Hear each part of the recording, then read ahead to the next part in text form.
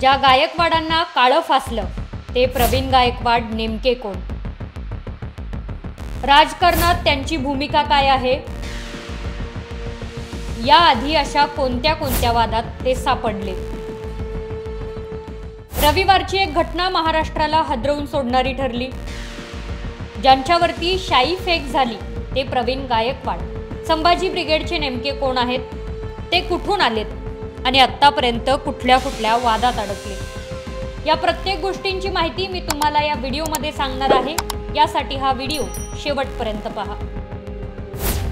मराठा क्रांती मोर्चाचे समन्वयक ते वंचित बहुजन आघाडीचे विधानसभेचे उमेदवार, भांडारकर प्रेस फोडणारे ते रामदास स्वामींना शिवरायांचे गुरु नाकारणारे, मराठा ब्राह्मण वादात मराठ्यांचे नेतृत्व करणारे ते फडणवीस आणि राज ठाकरेंवर थेट भाषेत टीका करणारे.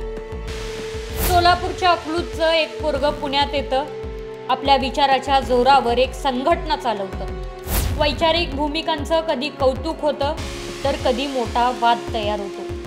गेल्या 25 वर्षात प्रवीण गायकवाड महाराष्ट्राच्या सामाजिक, ऐतिहासिक आणि राजकीय पट्टावर चर्चेत राहिले.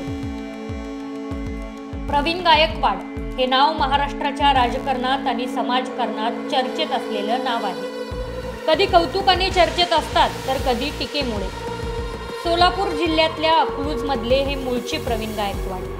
संभाजी ब्रिगेडचे प्रदेशाध्यक्ष म्हणून त्यांची ओळख आहे. 25 वर्षापासून अधिक काळ त्यांनी संभाजी ब्रिगेडचे प्रदेशाध्यक्ष म्हणून काम केलं आहे. राजकीय लढ्यामध्ये मराठा क्रांती मोर्चाचे ते एक महत्त्वाचे शिल्पकार होते. मराठा क्रांती मोर्चाचे प्रमुख समन्वयक म्हणून त्यांना ओळखलं जातं. मराठा आरक्षणाच्या मागणीचे ते पुरस्कर्ते सुद्धा आहेत, असे त्यांची ओळख आहे. आरक्षण विषयाचे त्यांना सखोल अभ्यास असल्यामुळे सरकारसोबत अनेक बैठकांच्या मध्ये त्यांचा आत्तापर्यंत सहभाग सुद्धा राहिलेला आहे. त्यांची राजकीय वाटचाल आणि त्यांनी लढवलेल्या निवडणुका सुद्धा चर्चेत राहिल्या. याआधी त्यांनी 2019 मध्ये विधानसभा निवडणूक लढवली होती. वडगाव शिरी विधानसभा मतदारसंघातून त्यांनी वंचित बहुजन आघाडीच्या तिकिटावरती निवडणूक लढवली. मात्र ही निवडणूक त्यांना काही देऊ शकली नाही.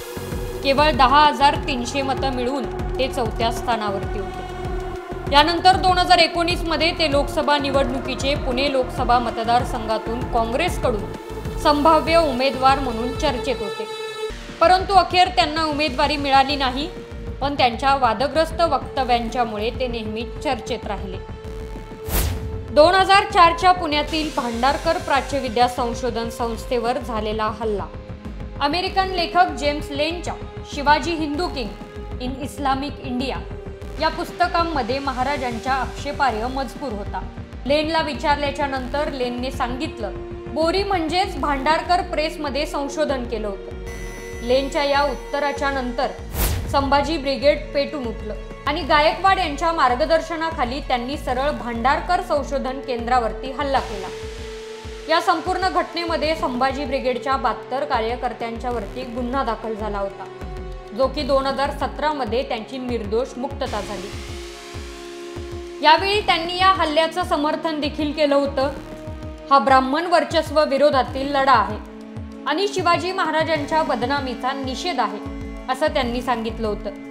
या वेळेला मराठा विरुद्ध ब्राह्मण असा त्यांच्या या कृत्यामुळे चांगलाच महाराष्ट्राच्या राजकारणात पेटून उठला होता.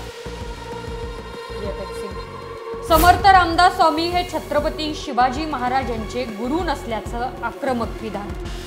समर्थ रामदास स्वामी हे छत्रपती शिवाजी महाराजांचे गुरु नव्हते, याचा कोणताही ऐतिहासिक पुरावा नाहीये, अशा टीका त्यांनी इतिहासावर केल्या होत्या.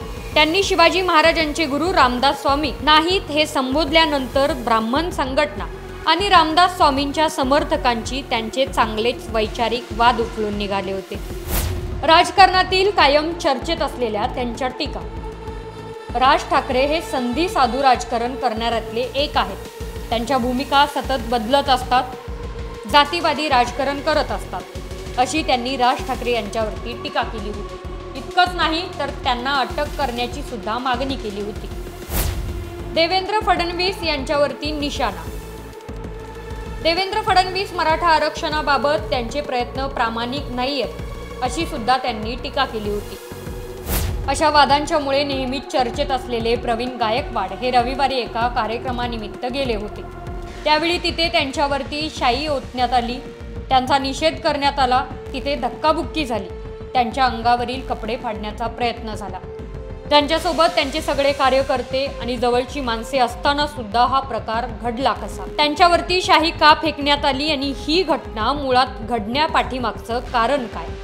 त्यांचं कोणतं वादग्रस्त वक्तव्य? या संपूर्ण घटनेची आपण सविस्तर माहिती जाणून घेणार आहोत आपल्या पुढच्या व्हिडिओमध्ये। तोपर्यंत पाहत राहा पब्लिक माईक या यूट्यूब चॅनलला लाईक करा, शेअर करा आणि सबस्क्राईब करा।